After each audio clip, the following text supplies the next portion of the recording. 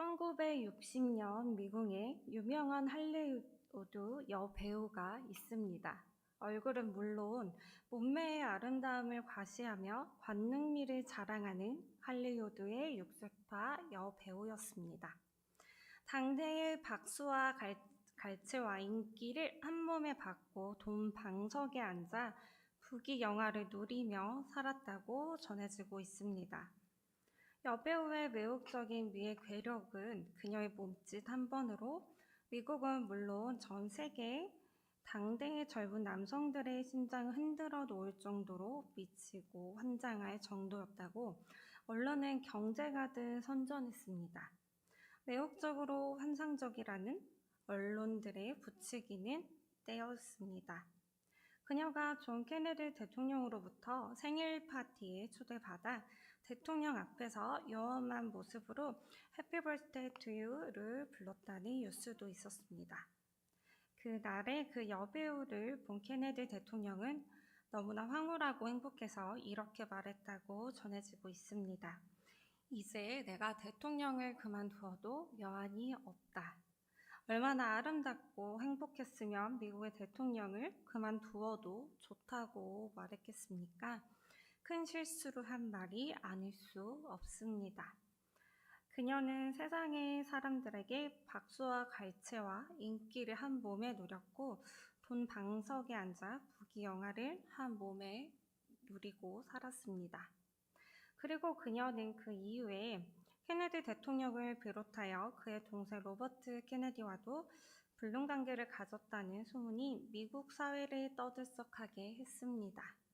그 외에도 수많은 남자 스캔들이 있다는 소문이 신문의 대서특필로 뉴스거리가 되기도 했습니다. 이 배우는 누구일까요?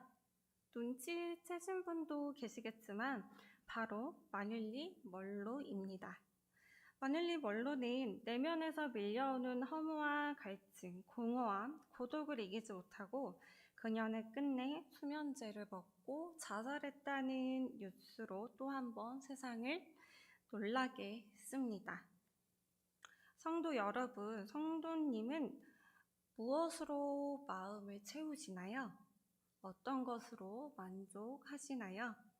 오늘의 말씀 배경은 예수님께서 공생애를 보내시면서 보여주신 첫 번째 이적입니다. 갈릴리 가나에서 일어난 사건입니다. 혼인잔치가 열리는데 포도주가 떨어졌습니다. 혼인잔치에 포도주가 떨어졌다는 것은 즐거운 분위기가 떨어졌다는 어려움이 생긴 것과 같습니다. 그러면 어떻게 해야 될까요? 예수님께서는 어떻게 해결하셨을까요? 예수님께서 첫 기적을 보여주신 이유가 있을 것입니다. 그 이유를 오늘 주신 말씀에서 차분하게 깊이 생각하며 함께 은혜를 나누고자 합니다. 첫 번째로는 어려움을 해결하려면 예수님과 함께함을 잊지 않아야 합니다. 요한복음 2장 22절입니다.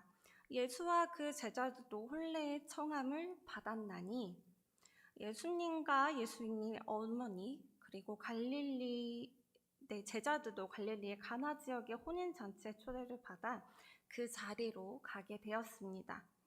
예수님의 어머니까지 초대하는 것으로 보아 예수님과 친척 관계로 여겨집니다. 혼인잔치에서 예수님까지 초대한 이유가 무엇이었을까요? 요한복음 1장에 보면 요한이 사람들에게 한 분을 소개합니다.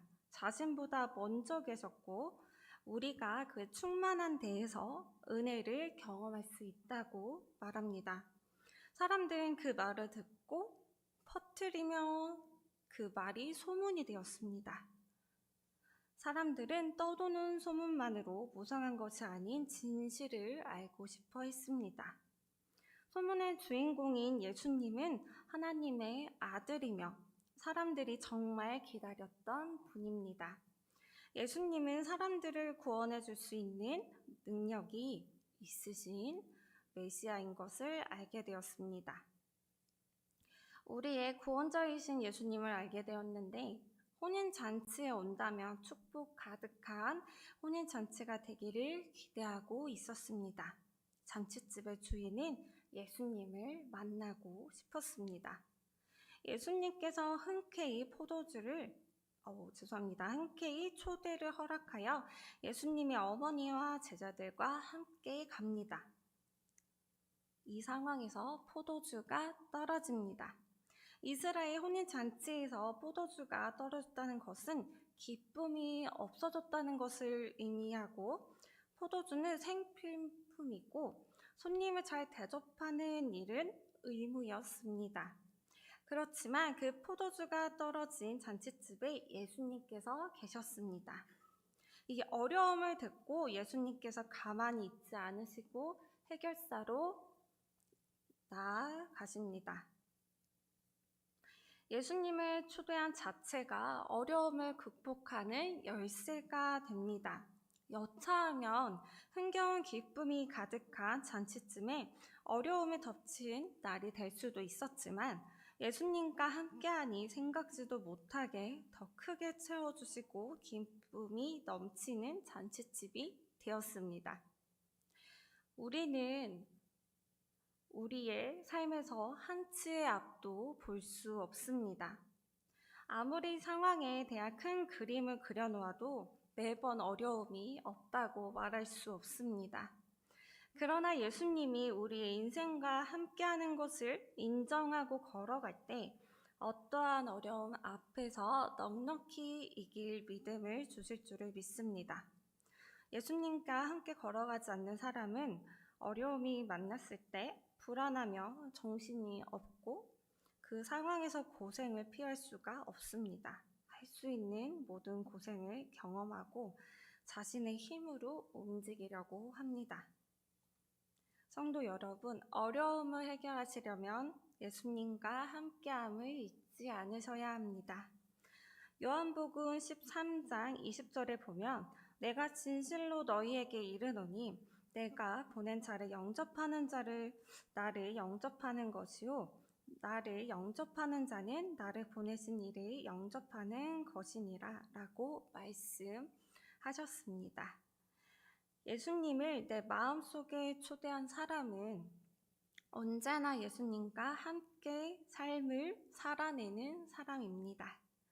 우리 예수님께 나의 주인이 되셔서 도와주실 것을 믿습니다. 지켜주실 것을 믿습니다. 언제나 주님을 잊지 않고 초대해 주십시오.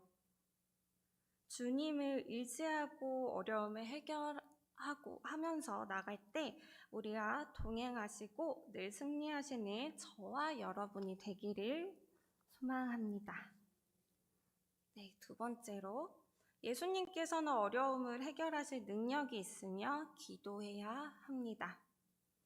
네, 요한복음 2장 3절에 보면, 포도주가 떨어진지라 예수의 어머니가 예수에게 이르되 저들에게 포도주가 없다 하니, 잔치집에서 포도주가 떨어지는 것은 큰 사건이 됩니다. 이스라엘에서는 혼인잔치를 일주일 정도 한다고 합니다. 혼인잔치로 쓰이는 포도주는 잔치의 흥을 담당하는 필수품이었다고 합니다. 흥을 돋구는 것뿐만 아니라 갈증을 해소하는 음료로 사용되기에 잔치쯤의 이미지에 먹구름이 생긴다는 것입니다. 언제나 잔치집에서 어려움이 생길 수 있습니다. 또한 변수는 언제나 존재합니다.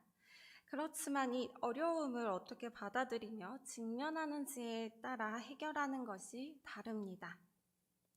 본문을 보시면 포도주를 떨어졌다고 마리아가 예수님께 알려드립니다. 왜 예수님께 알려드렸을까요? 다른 사람들은 예수님이 어떤 사람인지, 어떤 능력을 가지고 있으신지 알지 못합니다. 마리아는 예수님의 출생 과정을 통해 예수님이 어떤 분이시라는 것을 알고 있었습니다. 이 잔치쯤에 어려움을 해결할 수 있는 능력이 있다는 것을 믿었습니다. 그 믿음으로 예수님께 알려드린 것입니다. 예수님을 믿고 알려드렸는데 생각지 못한 답변이 기다립니다. 4절에 보면 마리아를 여자여라고 부릅니다. 이때의 여자여는 과연 낮춰 부르는 말일까요? 아닙니다.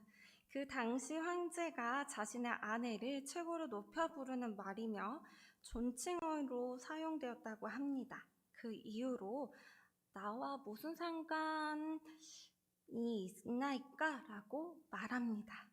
겉으로 보기에는 나와 상관없는 일입니다. 라고 느껴질 수 있습니다.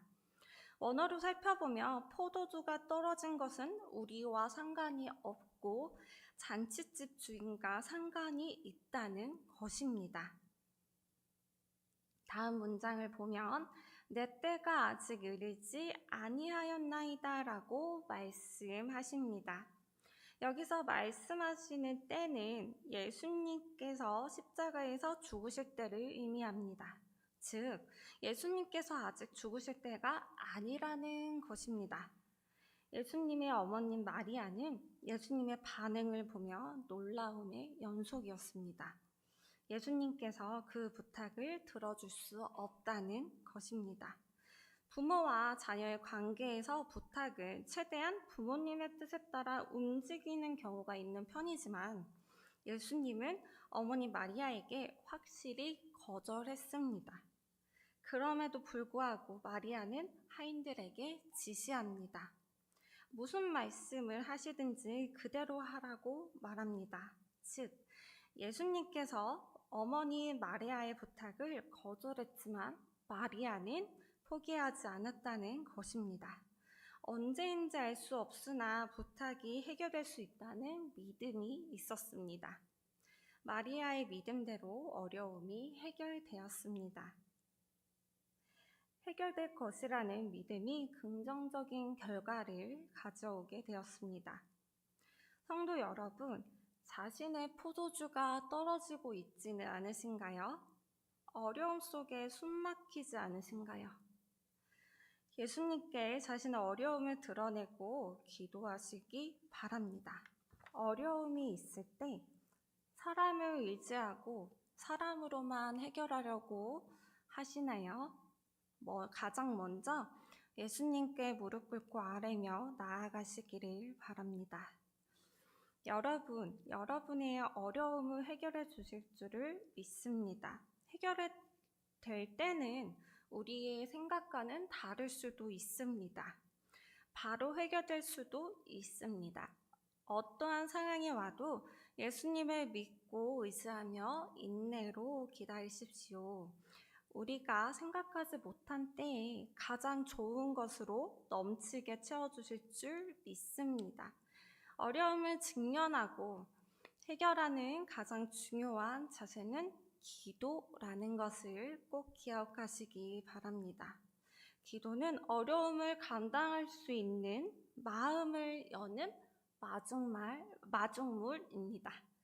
기적의 시작인 것을 마음에 새기시기를 소망합니다. 걱정보다 기도가 먼저이신가요? 네, 세 번째로 어려움을 극복하려면 예수님께 순종해야 합니다.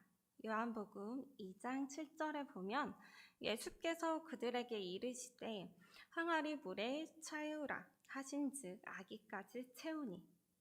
예수님께서는 잔치집에 있는 6개의 돌 항아리에 아기까지 물을 채우라고 명령하였습니다. 한 돌 항아리당 120리터 정도 들어간다고 합니다. 작은 크기가 아닙니다. 대략 총 700리터가 넘는 양이었습니다. 항아리의 물의 사용 용도는 손과 발을 씻은 것이었습니다. 유대인들은 대부분 신발을 신지 않았다고 합니다. 그래서 발이 깨끗하지 않습니다. 기후도 또한 덥고 땀에서 몸냄새가 난다고 합니다. 그렇기에 어느 집이나 들어가기 전에 반드시 그 집에 준비된 항아리에서 손과 발을 씻고 집 안으로 들어가는 것이 예의였다고 합니다. 항아리에 담긴 물이 없어서 안 될 그만큼의 중요한 물이었습니다. 그 명령뿐만 아니라 예수님께서는 2가지 명령을 더 하십니다. 첫 번째는 더러운 손과 발을 씻는 항아리에 물을 채우라는 것이었습니다. 포도주가 떨어졌는데 왜 물을 담아야 되는지 이해할 수 없지만 예수님의 명령으로 그 말씀에 순종하며 물을 아기까지 채웠습니다. 이어서 2번째 명령을 하십니다. 떠서 연회장에게 갖다 주라는 것입니다. 이해가 전혀 안 되고 손과 발을 씻었던 이 더러운 물을 연회장에게 갖다 주라니 말이 되지 않았습니다. 왜 말이 안 되시는지 상황으로 눈치채셨습니까? 욕먹을 각오를 하고 연회장에게 갖다 주었습니다. 하인의 마음은 불안함 그 자체였습니다. 마리아가 예수님께서 명령하신 대로 어떠한 말씀을 하시든지 그대로 하라 해도 정말 그대로 하는 것이 쉽지 않았을 것입니다. 순종하기에 어려운 것이었습니다. 그렇지만 하인은 예수님께서 명령하신 말씀 그대로 하나도 빠짐없이 합니다. 하인은 얼마나 이해가 안 되었을까요? 하인이 눈으로 봐도 이해가 안 되는 상황이지만 예수님의 말씀에 순종합니다. 예수님의 말씀에 순종하고 놀라운 일이 벌어집니다. 바로 순종함으로 하인들의 손에 들려있던 물이 포도주로 변하는 기적을 체험합니다. 예수님의 말씀에 순종했더니 하인이 생각했던 최악의 상황이 오지 않았습니다. 불안한 그 자체였던 마음이 사그라졌습니다. 하인의 생각을 뛰어넘어 최고의 맛을 보장하는 포도주라고 칭찬받았습니다. 이 상황을 통해서 알 수 있는 것은 무엇입니까? 기적은 순종할 때만 경험하실 수 있습니다. 자기 생각에 앞서 이기심을 드러내며 움직이는 순종은 순종이 아닙니다. 자신의 생각이 먼저가 아닌 순종이 먼저일 때 기적을 체험하는 것입니다. 어려움이 있을수록 내 생각이 강해질수록 말씀에 바로 순종하며 이기게 해주실 줄 믿습니다. 순종으로 물이 포도주로 변화되는 체험을 했습니다. 물이 포도주로 변했다는 것은 본질을 변화시켜 주셨다는 것입니다.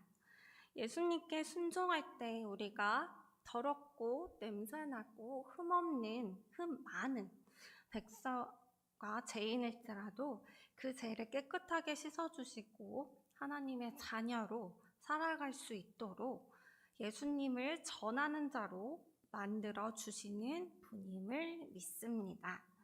내가 가진 성향이 더럽고 단점만 보일지라도 주님께서는 우리의 본질을 회복하시고 바꿔주셔서 하나님께서 보시기에 합당한 자녀로 변화될 줄 믿습니다.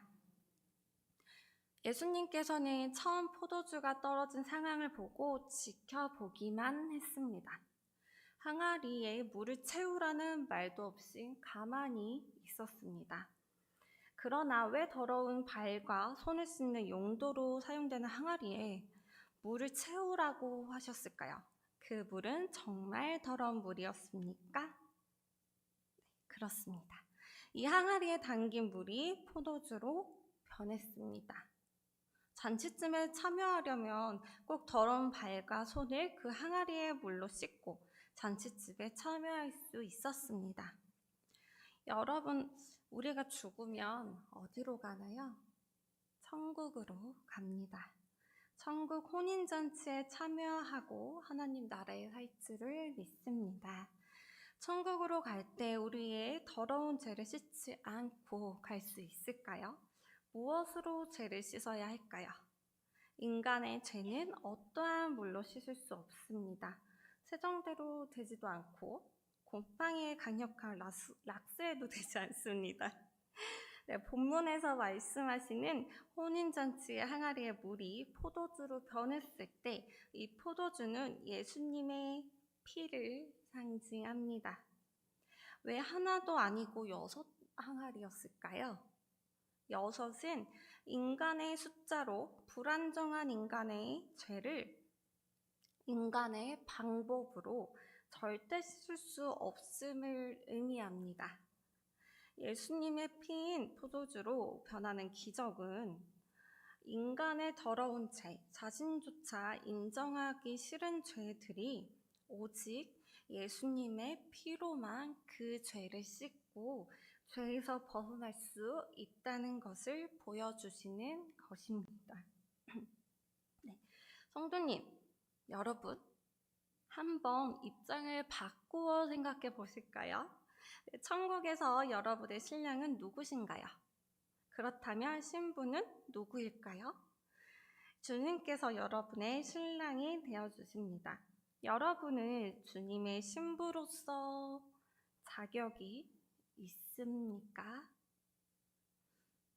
여러분이 신랑 예수님이라고 한번 생각하고 여러분을 신부로 맞이한다면 어떤 마음이실까요? 자신의 마음은 이기심이 가득하고 입에서 나오는 말로 상처를 주는 말이 더 많고 손과 발은 죄로 쫓아가기 바쁩니다.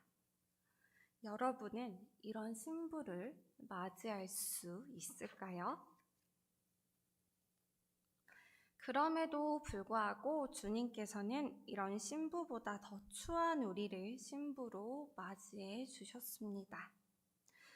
차마 외면하지 못하고 우리를 신부로 맞이하기 위해 살이 갈라져 보일 정도로 채찍을 맞으셨고 손과 발에 구멍이 뚫리시며 목에 못에 박히시고 옆구리는 창에 푹 찔리셔서 그 몸에 물과 피를 쏟으시며 우리의 죄를 씻어주셨습니다. 자격 없는 나 같은 사람을 신부로 맞이하기 위해 온갖 고통을 당하셨습니다. 신부가 여기저기 다칠까봐 늘 동행해 주셨고 밤이나 낮이나 불과 구름 기둥으로 지켜주셨습니다. 그것뿐만 아니라 신부가 원하는 것을 들어주셨습니다. 이 세상에 이러한 신랑이 있을까요? 있었다면 많은 신부들의 워너비 신랑으로 인기가 많지 않았을까요? 이런 신랑이 되시는 주님의 말씀에 순종하지 않으면 어떤 누구에게 순종을 해야 할까요? 주님이 우리를 위해 흘리신 피로 우리는 천국에서 예수님과 혼인할 자격을 얻었습니다. 혼인잔치에 어떻게 들어갈 수 있을까요? 물로 씻으면 되나요? 아닙니다. 예수님께서 나 같은 죄인을 구원하시려고 흘리신 피 때문에 천국 혼인잔치에 들어갈 수 있습니다. 예수님의 피 없이 천국에 들어갈 수 없습니다. 우리의 힘만으로 되지 않습니다. 예수님께서 십자가에 피 흘려 죽으심으로 우리에게 천국 문을 열어주셨습니다. 주님을 나의 구주로, 나의 주인으로 받아들이고 영접합시다. 부족한 우리, 연약한 우리를 보호해 주시고 모든 죄를 씻어주셔서 천국의 혼인잔치에 함께 있을 것을 믿습니다. 신랑이신 예수님을 맞을 준비를 합시다. 네, 이제 말씀을 기억하며 함께 기도로 나아가겠습니다.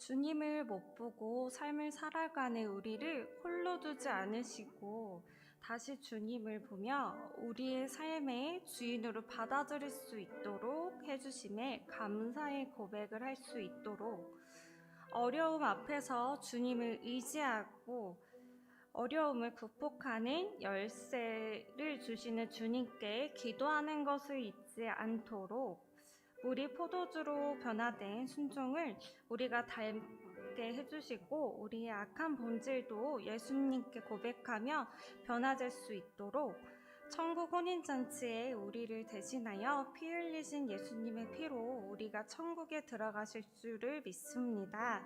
우리를 위해 하나뿐이신 아들을 내어주신 하나님의 은혜를 기억하며 살아갈 수 있도록 위임 목사님께서 성령 충만하사 굳건하게 홍광교회를 이끌어감에 부족함이 없도록 더위가 길어짐에 따라 몸이 지치지 않고 아프지 않도록 함께 기도하겠습니다.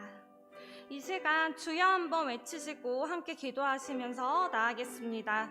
주여, 주님 아버지 감사합니다. 주님 못 보고 살아가는 우리를 홀로 두지 않으시고 다시 주님 보며 고백하는 우리가 될 수 있도록 해주시고 우리 안에 감사가 끊임없도록 인도하여 주시옵소서. 어려움 앞에 주님을 의지하게 해주시고 어려움을 극복하는 열쇠가 주님이심을 고백하게 하여 주시옵소서. 우리 포도주로 변화된 순종을 우리가 담게 해주시고 우리의 악한 본질도 예수님께서 치료하여 주시고 우리의 고백으로 변화될 수 있도록 해주세요. 혼인잔치에 우리를 대신하여 피 흘리신 예수님의 피로 우리가 천국에 들어갈 수 있는 것을 믿습니다. 우리를 위해 하나뿐이신 아들을 내어주신 하나님의 은혜를 기억하며 살아갈 수 있도록 해주시고 위임 목사님께서 성령 충만하사 굳건하게 홍광교회를 이끌어감에 부족함이 없도록 함께하여 주시옵소서. 우리의 기도를 들으시고 응답하시는 예수님의 이름으로 기도드립니다. 아멘.